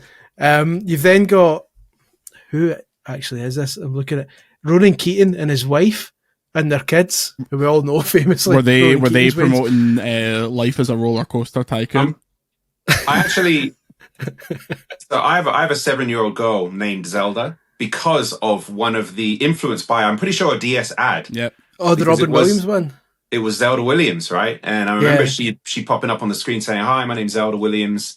And my first thought was, is that like Zelda, like Robin Williams' daughter? Because I'm pretty sure it is. And then I looked up to see if he had named her after the video game, and he totally had. Like he'd confirmed in an interview that he had named her after the original Zelda. And I knew from that point on, this was like 20 years ago, you know, that if I ever had a little girl, I would name her Zelda after Robin Williams gave me the courage to do so. And I did. So thanks Zelda Williams. Thanks for that. I didn't get much choice, but Louisa decided that Serena was going to be named after Sailor Moon, like whether I liked it or not. So that's why Serena. So it was good. It's a good job, because if I had my way, she would have been called WWF No Mercy. That's probably just as well. I'll keep that in mind. Yeah, I'll keep that in mind when my future daughter Shinsuke Nakamura turns up. Your daughter, Big Brain Academy, which is what Ronan Keating and his family were promoting. You've also got Holly Willoughby and Fern Cotton. I always get Fern Cotton and Fern Brady mixed up. Which you don't want to Fern Brady would have been about 2 at this point, so I don't think it's that's true. I'm thinking of a different Fern then, not Fern Brady. Are you thinking of Fern Britton, who is a television presenter? So I get Fern Brady, Fern Britton, and Fern Cotton all mixed up between 3 Ferns. The Holly and Fern are showing Ubisoft's Imagine range of games, which were fucking awful. I reviewed one of those. For a while, Ubisoft brought out a bunch of games called Imagine, and they were aimed at young girls. And they were all really patronising shite. There's a lot of crap on the DS, as anyone who knows its library knows. But one of them was called Imagine Journalist, and I thought, here we go. Let's see if I can pick up a few tips, a few trade tips. And one of them, you're like a girl who's trying to be a trainee journalist, and genuinely one of the opening missions is that there's an old woman sitting in a park who you can get some information from, but she's got like some sort of dementia, and she's waiting for her son.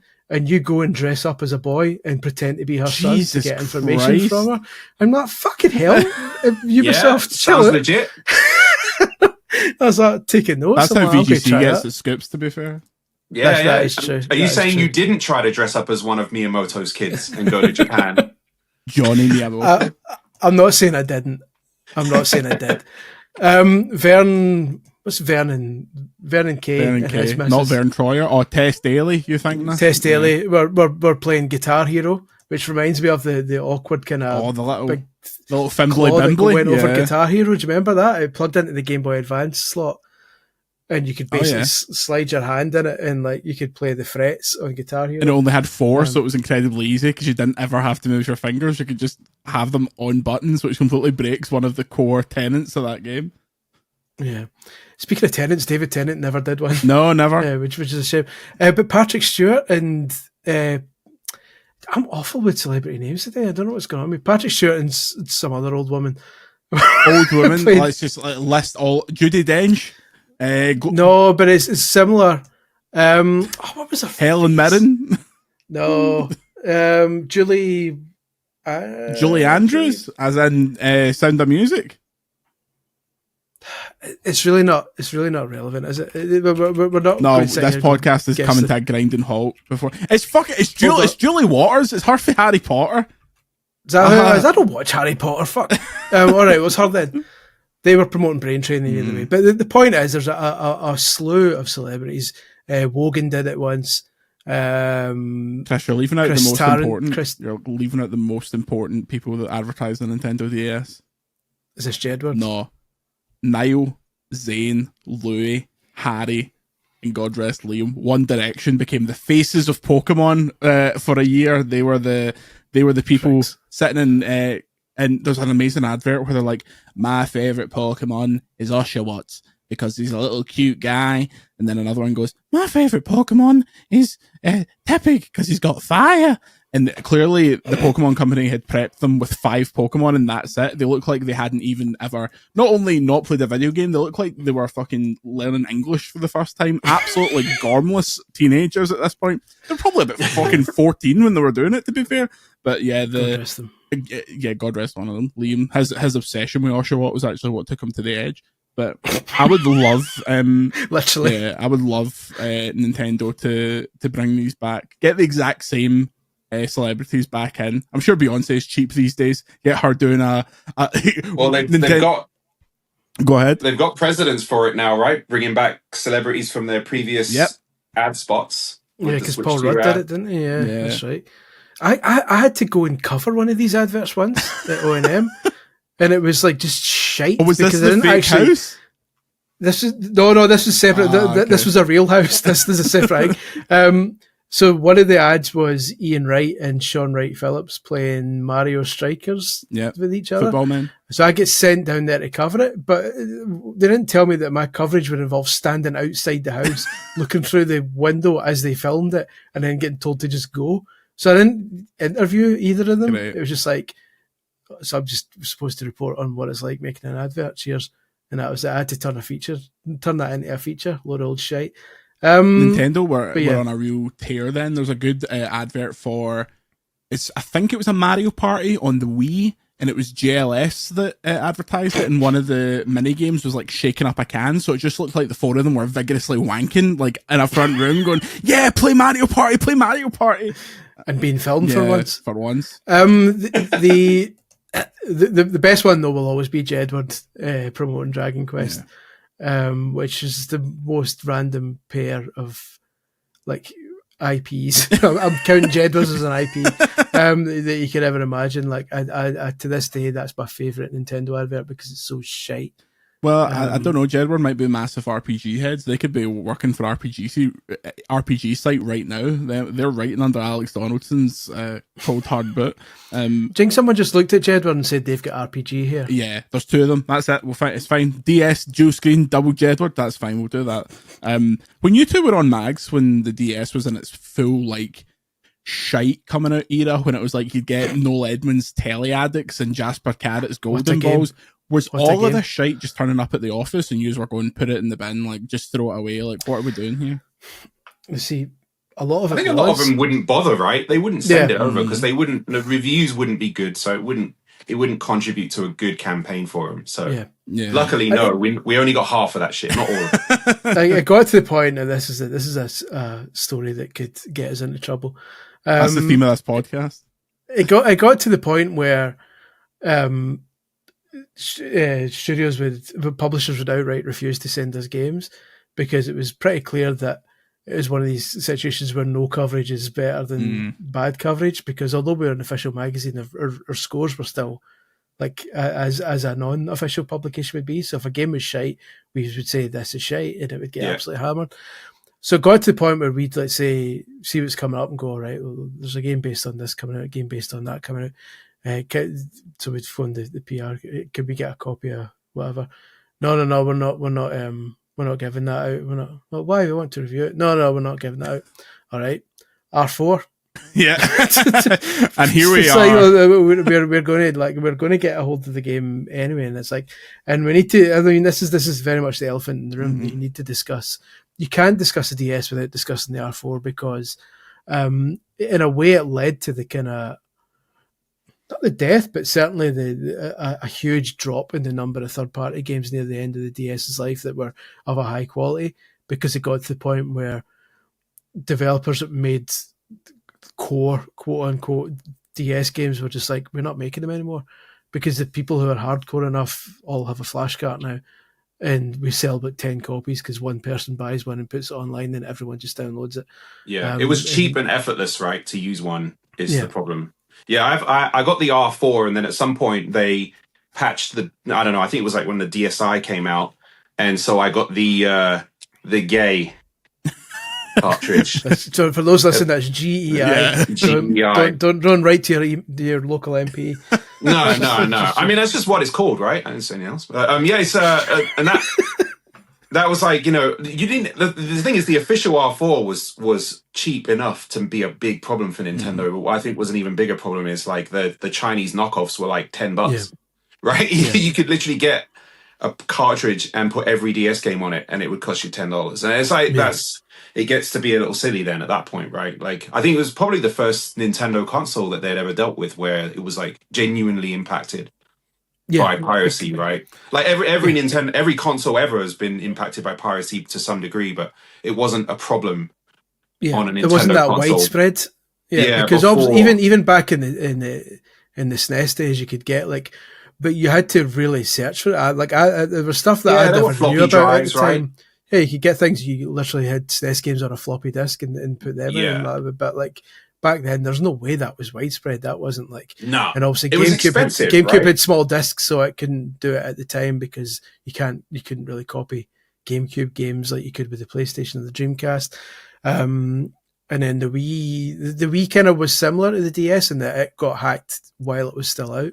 Yeah, but it was complicated. That's the thing, right? With the DS, you just bought the cartridge online and put it in, and that was it, right? There was no going into an OS and modifying iOS files and doing crazy stuff that could brick it, right? Like it was just as simple as buy the thing and put it in the machine, and it worked as good as, if not better than, a retail game because you don't have to change the cartridge. I don't know if there was overclocking on that too, but there's all sorts. It's great. But it was a weird position we were in. It was obviously the official Nintendo magazine because obviously you never touch that when you're covering. You don't even acknowledge in the news that the news section that it exists or anything like that. It's as far as we're concerned. But you would always keep an eye on what was going on because you want to know what you were talking about if anyone ever kind of brought up. And this constant cat and mouse chase where like new games would come out with a way of breaching of like protecting themselves. Every month or two, like a game would find a way of coming out before launch. But there would also the game would have some sort of protection that could register when you were using a flash card and put some sort of protection in it, and then you would check, and within 6 hours that protection had been removed. And people were like, okay, well, there you go. And then so you had to wait another 2 months to see if someone else. The best one was, if you remember the Michael Jackson game, Michael Jackson Experience, or it was called on DS. The DS version, if it could tell you were using a flash card, it removed all the music and just replaced it with vuvuzela noises. So you just couldn't play it. It just go and none of the icons would appear, so you couldn't play the game. It was just like I was like, that was quite clever. It's clever. But it kind of it's one of the reasons probably that Nintendo's fighting piracy so much now, because they don't want another. They've fought it fairly well with the Switch, that they've managed to restrict it to like the hardcore of the hardcore. If the Switch had ever ended up with a widespread flash cart like DS, that could have been pretty fatal. Like that one that was floating about recently that it was sold as kind of an R4 successor, but wasn't quite. It was still awkward enough that people didn't do it. Yeah, it sucks just enough that I don't think it would be a viable thing for most people. The R4 was unfortunately it ended up being quite an essential tool for us though, right, Chris? Because people would expect in an office for a video game magazine that we just have wall to wall video games, like some kind of sad old dude. But like, well, the fact is, like, most of that stuff just got it found their way home, or we didn't have access to games, and so when you needed to take screenshots of a game or something, like having a tool like the R4 was invaluable. Effectively, 100%. It allowed you to do your job 100% more effectively. Especially because a lot of DS games, preview and review games, came in those weird kind of. It wasn't normal DS cartridges. It was like a DS cartridge with a big lump on the back of it, like a big chunky cartridge. And those were basically writable cartridges that developers and publishers could write to. And then you'd have to send them back, right? And so they'd send the game out, and every couple of months you'd get the PRs or phone up saying, developers have kind of run out of cartridges. If you get any of our cartridges, and you'd have to send up the 6 or 7 games they'd sent you and send them back. So yeah, you're right. Like if 3 months down the line, someday you're doing a retrospective, or you need a screenshot of that game for whatever reason, you don't have it anymore, and like Yeah. you can't make the publication going bankrupt by buying every DS game that exists. Yeah. So yeah, it became like a necessary evil. It's like it basically became an archive, which Yeah. is Like it was, a necessary archive for the magazine. I wanted to bring up one of the weirdest DS cartridges available out there. Can you guess which one I'm talking about? well, there's quite a few weird ones. So, Did this one so did this come with an accessory, or is it just a cartridge? no, it's actually given away for free in highly limited quantities. But was it the Zelda trailer? Yeah, nice. so I was I was rummaging through some boxes I've got for I've got so much stuff that doesn't fit in any logical place in my game room, and I'm a bit of a sucker for I'd never throw anything away, right? Like if I got given a sticker at like E3 2004, that sticker exists somewhere in this house. And so I got a couple of boxes that's just like I don't even know what to do with this crap. It's like DS styluses shaped like Pac-Man and stuff, Nintendogs plushies, and they're just all in this huge box, and I was rummaging through it. I think about a year and a half ago, just rummaging through, like trying to convince myself to throw some of it away. I don't think I actually did. And at the very bottom, just being completely smashed, I found that. And it is, and then I opened it and it's DS cartridge. Hold on, it's gone. Oh, there it is. DS cartridge, and it says Twilight Princess on it. It's obviously not Twilight Princess the game. It's a trailer of Twilight Princess that they gave out on a DS cartridge for what fucking sense that made.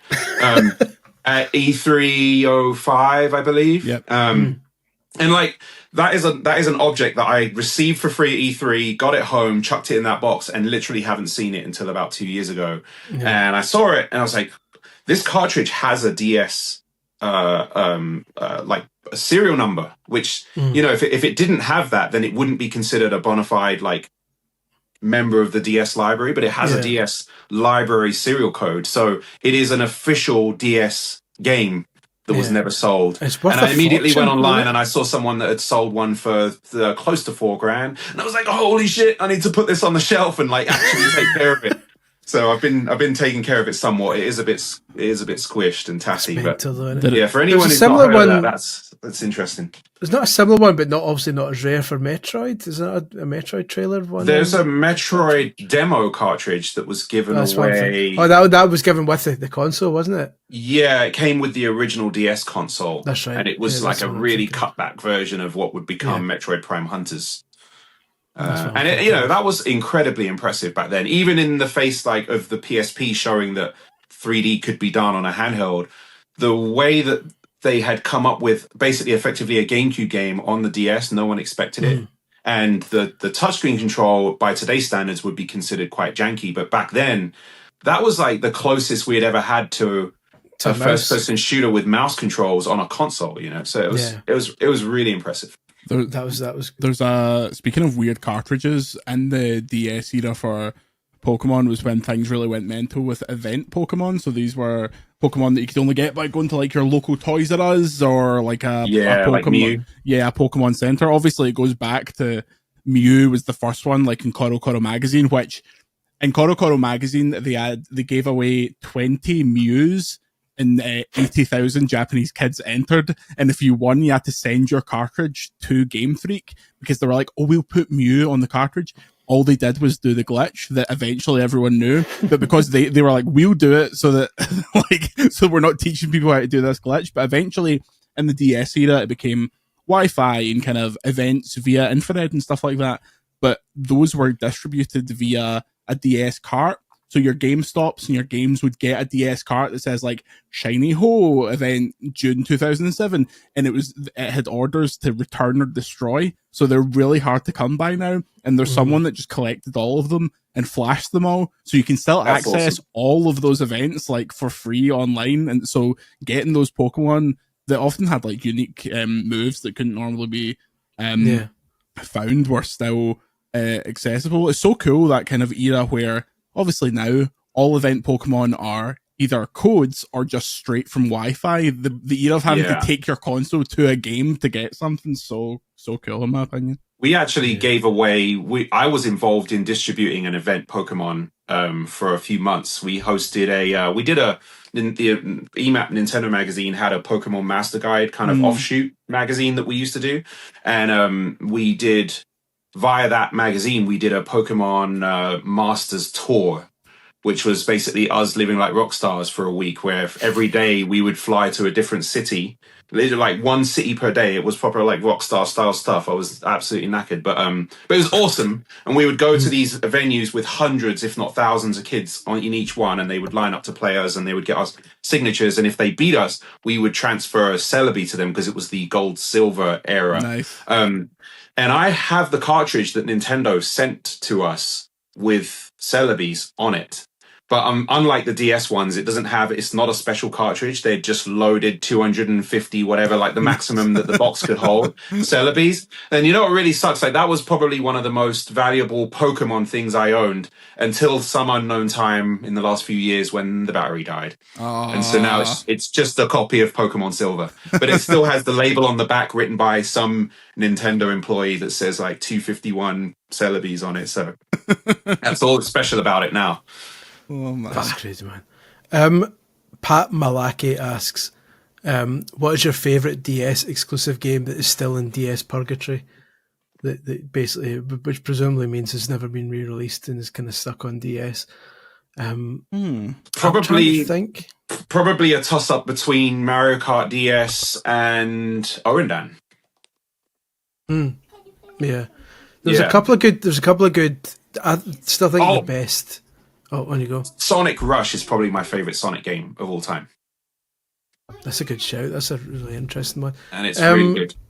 I think the best Picross game is Picross DS, and that still hasn't been... Was that Picross 3D, or was there another? No, but the one Picross 3D was excellent, but there was also Picross DS, which was just straight up standard Picross, but every 15 levels they changed the theme. So there's like a water one, and then the very last ones were Mario themed, and you were breaking Mario question blocks instead. There's a little known, or I believe little known, block puzzle game called Meteos that was a DS exclusive, and it was kind of I guess it was sort of billed as a Tetris, but the other way around, because instead of blocks falling, there were blocks on the bottom of the screen, and you had to launch them into the sky. You had to sort of drag the stylus up on those blocks. And there was some mechanic. I haven't played the game in 20 years. It went rampant in Nintendo in the office, and everybody was playing it every night and trying to beat each other's scores. But there was some cool like physics mechanic where the better you did, or the more you chained the colors or whatever it was, some reward system, the more thrust the blocks would have. And so you were shooting things into the stratosphere using skill and technique that I didn't have much of at the time. Did they not then do a Disney version of that? I don't know. I'm but sure Meteos is really... Meteos yeah, I don't know. Years later, though. But that might be near the end of the DS's life. Jordan is mine was until I'm trying to... So until 2012, technically, mine was The World Ends With You. I thought that was really, really cool, and that was stuck on DS until it came to iOS in 2012 and Android in 2014. Eventually, after people moaned at them for a decade, they put it on Switch in 2018, but that was for the longest time locked on the DS. Another one, which is really strange, and it is a Pokemon game, and they've just never went back to it. It's a game called Pokemon Conquest, which is a Pokemon crossover with Nobunaga's Ambition. And it's a really, really strange hardcore tactics game made by Koei Tecmo. It came out in 2012, wow. So surely that's worth 20 grand. It is one of the single most expensive Pokemon games that are still kicking a ball, because they made so few of them, and it was barely promoted. And it was in the era just before Pokemon was like, oh, we're the biggest franchise on earth, we can do whatever we want. They were doing your Trozes and your weird things, but yeah, if they were ever to bring back Pokemon Conquest or crossover with Nobunaga's Ambition again, that would be cool. Obviously, the actual main series RPGs, like I said, like Black and White and Heart Gold, Soul Silver, but those are not counting those. Pokemon Conquest and World Ends With You are my DS picks. I think there's quite a few, right? Like Metroid is actually quite a unique experience on DS. I think that's worth probably going back to. We mentioned Another Code and Hotel Dusk, which are two really good games. I'm glad that you said that the new one, the remake, isn't the same game, because it makes the DS one still valid to go back and play. It does. Trauma Center Under the Knife. That's come out on multiple consoles, but the DS one is my favorite one because the stylus, right, actually felt it's closer to the illusion of you using a medical tool. So I think the DS one has always been my favorite. And Star Fox, what was it called? I've got the copy here, and it's the Japanese version. Command, yeah. So what's interesting about Star Fox Command, and I actually didn't know this when I played it on the DS, but it is effectively the revival of the cancelled Star Fox 2 that they were originally going to make on the SNES. And like, so I didn't know this at the time, but that I was actually playing Star Fox 2, or at least some sort of version of it on the DS. And it's a good game. It's not traditional Star Fox, and I know that that's been kind of the bane of every Star Fox fan's lives, where they keep turning out Star Fox games that aren't Star Fox games. But Star Fox Command is really good and worth playing for its like historical value, if nothing else. When you mentioned another code again, they're not being exactly the same. It reminded me of, remember that puzzle in Another Code where you to take an imprint of, you to take an etching or whatever it was, or something to proceed, and you didn't. People were always stuck on what to do, and you had to literally close the DS over as if stamp you were it, smushing it together. That's so good. That's so clever. That's not so that's not in the Switch one. Obviously, that's not in it. You mentioned it earlier on, but we've got to highlight the bomb sorting minigame in Mario Kart DS, because Mario Kart DS is not a game I would advise you to go and play unless you're so hardcore a fan that you want to see the content that's in that game that wasn't in any other version, because that's also kind of valid to talk about, right? But there's a minigame, I think it was called like Bob-omb. What was it called? Bob-omb Sort or something like that. It was Bob-omb something, but basically it's a single screen game where you've got two zones where you have to drag and drop these Bob-ombs that walk onto the screen, and there's pink ones and black ones, and that's it. Put the pink ones to the right and the black ones to the left, and you think that's easy, right? Like, I've got a big human brain, but it gets they walk onto the screen at such a speed when you get to around the 100 mark that it gets insanely hard, and it's absolutely, that's all we played, I think, for a couple of weeks at Nintendo Magazine. And it's funny because I've deliberately not gone back to that for a long time, because I get the feeling if I went back to it now, I'd be like, this is so basic, it's unreal. Because again, this was pre-smartphones, so like stuff like that was like a novelty at the time. But you imagine that maybe nowadays that minigame has now been replicated a million times since, and it's like it was the original at the time, and I worry that if I go back to it now, I'll be like, meh. I've gone back to it to remain alive. I've gone back to it, but didn't play it for long for two reasons. One, my old high score just laughs at my face now. I don't know if it's because I'm 41 and not 21 anymore, but I can't compete with my old self. So that's one reason I don't like it anymore. And then secondly, like, you are right to some degree with the technology, right? Like, iPhone touchscreens are the standard de facto. Like, you expect touchscreens to respond to you 100% of the time with 100% accuracy. And the DS comes close, but it is a slower, like, higher latency kind of device, right? And so when you're going along, you'll quite often find that there's a pink and a black Bob-omb right next to each other, and you grab the black one, but the pink one got grabbed instead, and you end up dying because you make one mistake and you're done. So it's kind of like, you lose because of the tech. So, yeah. But it is awesome. You've got to play it. You've got to do it. I'm going through a long time ago. I wrote a list on my old site. 2015, I wrote this list, so 10 years ago, actually, of my 30 best DS games. I'm just scrolling through it just to jog my memory and stuff. I forget that had one of the best Animal Crossings. Mm-hmm. Yeah, it was so good. It was fantastic. Also, they had 3 great Castlevania games, which were recently re-released. I was about to bring up Dawn of Sorrow. Mm-hmm. Is my favorite Castlevania game of all time. That was when they did that period of third parties would release games with the D and S subtitles spelled DS every time, instead of just saying DS. Like, oh, it's actually Dawn of Sorrow, I think, or Jewel Spirits or something. Yeah, mate, come on. Yeah, so Drill Spirits was going to be my next one. Oh, Mr. Driller. You gotta play Mr. Driller, Drill Spirits, and Dawn of Sorrow. Best games, so good. Here's one that. This series rarely made it out of Japan, but the DS one did, and nobody gives it the love it deserves. Is Custom Robo Arena, which is basically Robot Wars Pokemon. And I love that because they made a bunch of them in Japan in different systems, but I think, I might be wrong, I think the DS one is the only one that got an English localization, and I believe all the other ones never made it here, and it's really good. It's basically Pokemon, but you actually take part in the battles and you run around little arenas like shooting at people. That's an amazing game. Never played it. It's really cool. We've got Elite Beat Agents there. Ghost Trick, that was another one that recently got re-released, didn't it? The Ace Attorney guy, where you're the ghost that can manipulate objects and try and solve crimes and shit like that. That was a really... Is that recent dual pack that came out where you play as an investigator or something, like a detective? No, this one was... Oh, that was Famicom something, right? That was Famicom Detective Club. Yeah. No, this one was the guy who made Ace Attorney. Like, made this one where you know if you saw it. As soon as you saw it, you'll know it by the art style. You're this weird kind of this guy gets shot at the start and doesn't. So he starts with him dead, and he's like, "Fuck's this." And so you basically have to like possess loads of objects to move around as a ghost to kind of see what's going on. Didn't Scribblenauts get its start on the DS? Scribblenauts was really cool. Yeah, like that was fascinating. You know, a game that you could effectively type anything into, and it would spit out what you typed, unless you write penis, which that didn't work.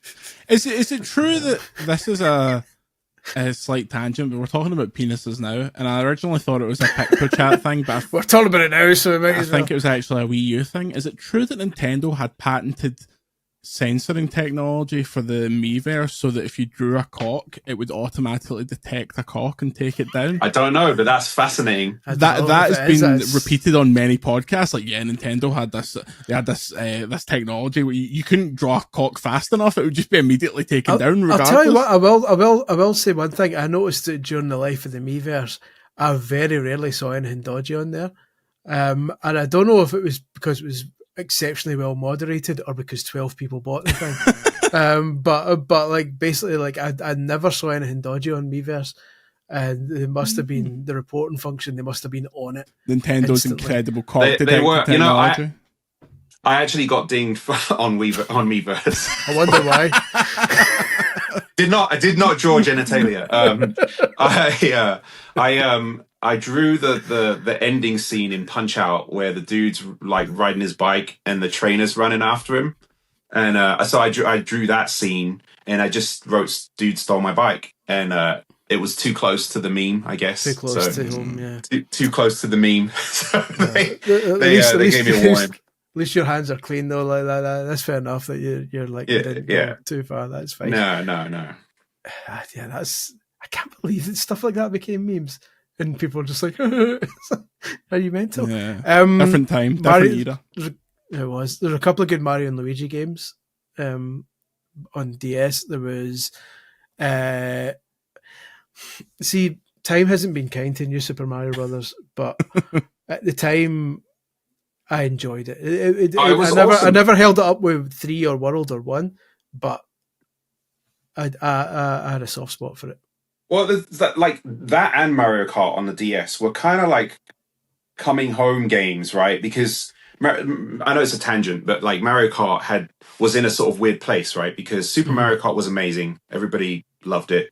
And then when 64 came out, I loved it. But generally speaking, I think people were a bit disappointed with its sort of floaty handling and like some of the items weren't as effective as they used to be, and it was a bit trash. So we were all looking forward to the GameCube one. And then when that came, it was, again, a fantastic game. But then we're like, what is this shit? Like 2 people in cars, there's no go-karts, you can't hop, all that stuff's gone.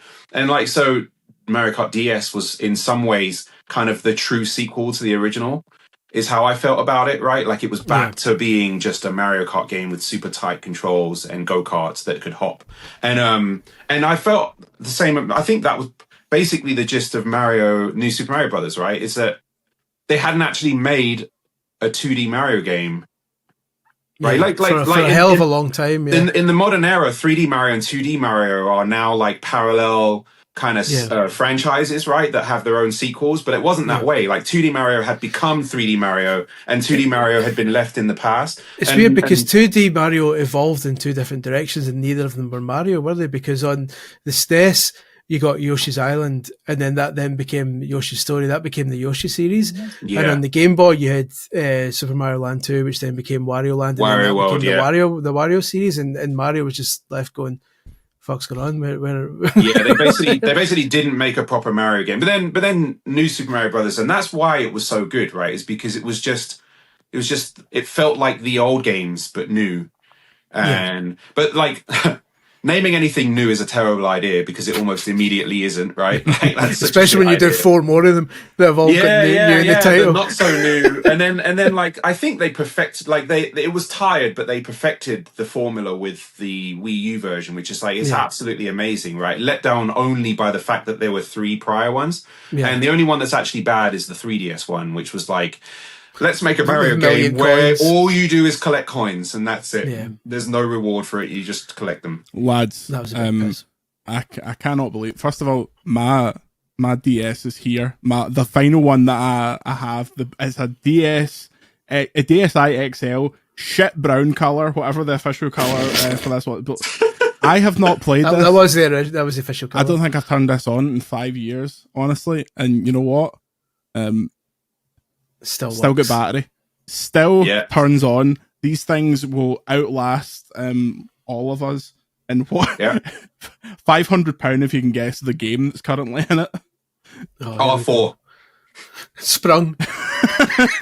It is the Simpsons game. The DS iteration of the Simpsons. Chase yourself. Game. Buy it. Get out of town. Absolutely. I'm saying get out of town because Orendan is the cartridge that ended up being glued to my in the DS for the last 15 years. It's mostly been Orendan, I think. Yeah. But man, now since I brought up Sonic Rush, I think I'm gonna have to go back and play that because it's so good. There's a couple of really good Advance Wars games on the DS that probably will never go anywhere else either, right? Well, Yeah, didn't they have DS names? I'm pretty sure it's here somewhere. Oh, Dual Strike. Yeah, that's it. Dual Strike, DS. Yeah, that was it. There was a couple of Mega Man games that weren't Mega Man games on it. Mega Man like ZX or something, right? That's Wasn't right. there? Yeah. It was around the place with stuff. But let's wrap up there because I can hear my daughter getting ready for bed. And I'm going to get my arse felt if I don't participate in that. So I should stress that getting my arse felt is a Scottish terminology, meaning getting it actually kicked rather than just getting caressed. Thanks for clarifying. I feel like it's probably necessary to point that out just in case anyone not from Scotland's listening going, fuck's he talking about? Yeah. We could have probably gone on about DS for another couple of hours, but alas, it's time to draw a veil under this, or over it indeed. I didn't get to mention, we didn't get to speak much about Professor Layton series. We didn't get to talk about Rhythm Paradise. We didn't get to talk about Tetris DS. Tetris DS, hell yeah, great game. We didn't talk about one of the better WarioWare games. WarioWare Touch. And we didn't talk about my personal favourite niche DS game, the game that nobody ever remembers, which is Retro Game Challenge. And it was a westernized version of a game based on Game Center CX, the Japanese show where the comedian would play video games and try and beat them. So they made a video game version of that where you play a bunch of fake NES games, retro games. And after every hour or so, you get a new fake, like Famitsu style magazine, and you have to read the magazine to get tips on how to do the level select and all that kind of stuff. That's so cool. I've never played that either. It's amazing. I highly recommend you get the R for it. And look for Retro Game Challenge because they made about 12 copies. But maybe we'll go into extra time at some point and discuss some more DS in the future if there's enough demand for it. Because like I say, we could have kept going. There's a lot to talk about, but until then, this has been a lengthy one. I'd like to thank everyone for listening. I'd especially like to thank our season ticket holders on Patreon. That's BN12, Mark Edmonds, Martimus Prime 089, Matt Huggins, Sam Biggs, and Serkin Toto. Thank you very much for your contributions. Mike, thank you very much again for taking the time to chat with us about all things retro. I would imagine you're up for coming back on in the future. Yeah. As long as I don't it's an honor. As long as I don't make any Michael Jackson jokes. Cut that out. That's not a promise. I can't promise that. You two, Jordan, thank smile you into look into your camera and smile. I'm going to take a photo of you with the DSi. Oh God. There we go. DSi, the shittest camera known to man. But it has it even warns you, even if your volume's down low, the shutter will play. It probably goes just in case you're trying. Yeah, you know why? Because it was the DS, also popular in a country famous for upskirt shots. So Scotland. kind of Scotland. Scotland. Right now, I'm actually going to put up the video of the very first video I shot in the DSi, which was the official Nintendo magazine of me dancing. So you're going to watch that right now. Hello there, this is official Nintendo magazine headquarters. We're just testing out the video capabilities of the Nintendo 3DS after the system update this morning, and we're going to have a little dance from Luigi.